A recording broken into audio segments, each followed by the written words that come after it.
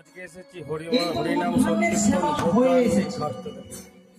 এই মধ্যাহ্নের সময় যদি আপনাদের বাড়ির আদরের ছোট ছেলে বাড়িতে ঠিক সময়ে না আসে, তখন মা কি বলে, আহারে ছেলেটা আমার বাড়ি ফিরে আসলো না, দুপুর পেরিয়ে বিকেল হয়ে যাওয়ার সময় হয়ে গেল, ছেলেটা আমার না খেয়ে কোথায় কোথায় ঘুরে বেড়াচ্ছে।